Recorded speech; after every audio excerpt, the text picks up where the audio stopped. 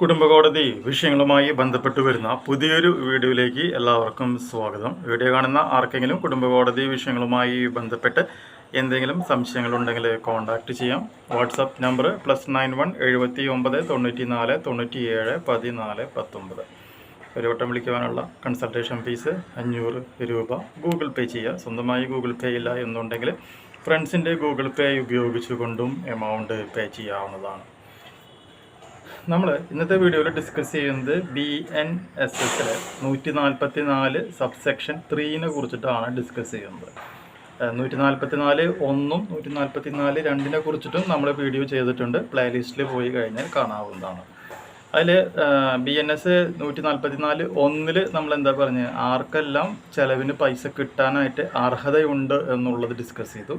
BNSS 144 subsection 2 എന്താ പറഞ്ഞിരുന്നത്, എന്നും മുതലാണ് ഈ പണം ലഭിക്കുവാനായിട്ടുള്ള സാഹചര്യമുള്ളത് എന്നുള്ളത് ഡിസ്കസ് ചെയ്തു. ഇനി BNS 144 3 നമ്മൾ പറയാൻ പോകുന്നത് the law on recovery of maintenance as well as distress warrant or distrained warrant എന്ന് പറയുന്ന ഒരു കോൺസെപ്റ്റാണ് എക്സ്പ്ലെയിൻ ചെയ്യുന്നത്. അതായത് ഫാമിലി കോടതി ജഡ്ജിയോ അല്ലെങ്കിൽ നമ്മുടെ ജുഡീഷ്യൽ ഫസ്റ്റ് ക്ലാസ് മജിസ്ട്രേറ്റ് കോടതി ജഡ്ജിയോ ഇതുപോലെയുള്ള ഭാര്യയ്ക്കോ മകനോ മകൾക്കോ അല്ലെങ്കിൽ അച്ഛനോ അമ്മയ്ക്കോ ചെലവിന് വേണമെന്ന് പറഞ്ഞുകൊണ്ട് ഒരു വിധി പ്രഖ്യാപിക്കുകയും അങ്ങനെ പ്രഖ്യാപിച്ച വിധി പ്രകാരമുള്ള സംഖ്യ, അത് ഇൻ്ററിം മെയിൻ്റനൻസ് ആകാം അല്ലെങ്കിൽ എക്സ്പെൻസ് ഓഫ് പ്രൊസീഡിങ്സ് ആകാം, കോടതി ചെലവാകാം, വിധിച്ചിട്ടും അത് ഭർത്താവ് കൊടുക്കുന്നില്ല എന്നുണ്ടെങ്കിൽ അത് എക്സിക്യൂട്ട് ചെയ്യാനായിട്ട്, അതായത് ആ പണം കൊടുക്കുവാനായിട്ട് എക്സിക്യൂട്ട് ചെയ്യുവാനായിട്ട് നമുക്ക് എന്ത് ചെയ്യാനായിട്ട് പറ്റും, ഈ പറയുന്ന BNS 144 സബ്സെക്ഷൻ 3 നമുക്ക് ഉപയോഗിക്കുവാനായിട്ട് സാധിക്കും. ഇതിൽ പ്രകാരം നമ്മളൊരു എക്സിക്യൂഷൻ പെറ്റീഷൻ ഫയൽ ചെയ്ത് കഴിഞ്ഞിട്ടുണ്ടെങ്കിൽ കോടതി ഭർത്താവിന് വിവരം അറിയിക്കുകയും പണം അടയ്ക്കാതെ ഇരിക്കുന്നതിനുള്ള കാരണങ്ങൾ കോടതിയെ ബോധിപ്പിക്കുവാനായിട്ട് പറയുകയും ചെയ്യും.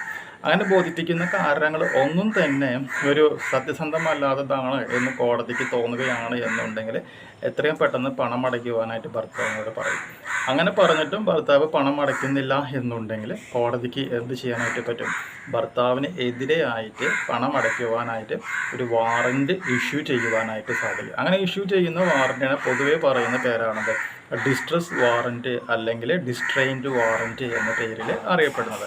അങ്ങനെ ഒരു വാറൻറ്റ് പ്രഖ്യാപിച്ച് കഴിഞ്ഞിട്ടുണ്ടെങ്കിൽ ഒന്നില്ലെങ്കിൽ പണം എത്രയും പെട്ടെന്ന് അടച്ചില്ല എന്നുണ്ടെങ്കിൽ 1 മാസം വരെ എന്ത് ചെയ്യേണ്ടതായിട്ട് വരും, ഭർത്താവിന് ജയിലിൽ ശിക്ഷ അനുഭവിക്കേണ്ടതായിട്ട് വരും.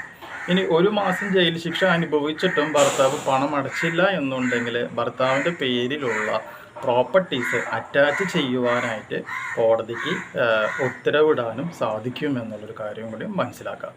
ഓക്കെ, അപ്പോൾ ചുരുക്കി പറയുകയാണെന്നുണ്ടെങ്കിൽ പണം അടച്ചില്ല എന്നുണ്ടെങ്കിൽ പണം അടയ്ക്കുവാനായിട്ട് 2 വഴിയാണുള്ളത്. ഒന്നില്ലെങ്കിൽ വാറൻറ്റ് ഇഷ്യൂ ചെയ്യുന്നു, ജയിലിൽ 1 മാസം വരെ അടപ്പിക്കാം. അതല്ല എന്നുണ്ടെങ്കിൽ പൈസ കിട്ടുവാനായിട്ട് ഭർത്താവിൻ്റെ ഏതെങ്കിലും പ്രോപ്പർട്ടീസ് അറ്റാച്ച് ചെയ്യുവാനായിട്ടുള്ള ഓർഡർ ഇടാനും നമ്മുടെ ജഡ്ജിക്ക് സാധിക്കും എന്നുള്ളൊരു കാര്യം പ്രത്യേകം മനസ്സിലാക്കാം. ഇനി ഗവൺമെൻറ് ജോലിക്കാർ അല്ലെങ്കിൽ സ്ഥിര വരുമാനക്കാരായിട്ടുള്ള ആൾക്കാരാണെന്നുണ്ടെങ്കിൽ അവരുടെ ശമ്പളത്തിൽ നിന്നും ഈ പണം ഈടാക്കുവാനും വകുപ്പുണ്ട് എന്നുള്ളത് മനസ്സിലാക്കാം. അങ്ങനെ കേസ് ഉണ്ടായിട്ടുണ്ട്, PG അഗർവാൾ വേഴ്സസ് റജിയ ബീഗം എന്ന് പറഞ്ഞ കേസിലാണ് ഗവൺമെൻറ് ജോലിക്കാരനായ ഭർത്താവിൻ്റെ ശമ്പളത്തിൽ നിന്നും പണം പിടിക്കുവാനായിട്ട് ഉത്തരവ് ഇട്ടിട്ടുള്ളത്.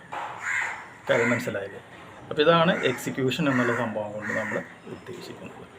അടുത്ത വീഡിയോയിൽ ഇതിന് സെക്ഷൻ 4 ഉണ്ട്, സെക്ഷൻ 5 ഉണ്ട്. അതെന്താണെന്നുള്ളത് നെക്സ്റ്റ് വീഡിയോയിൽ നമുക്ക് ഡിസ്കസ് ചെയ്യാം. ഇതുമായി ബന്ധപ്പെട്ടുള്ള കൂടുതൽ കാര്യങ്ങൾ ഞാൻ ഡിസ്ക്രിപ്ഷൻ ബോക്സിൽ ഞാൻ എഴുതിയിടുന്നുണ്ട്. താല്പര്യമുള്ളവർക്ക് അത് മൊത്തം ഇരുന്ന് വായിച്ച് നോക്കാവുന്നതാണ്. പുതിയൊരു വീഡിയോ ആയിട്ട് വീണ്ടും കാണാം. ബൈ.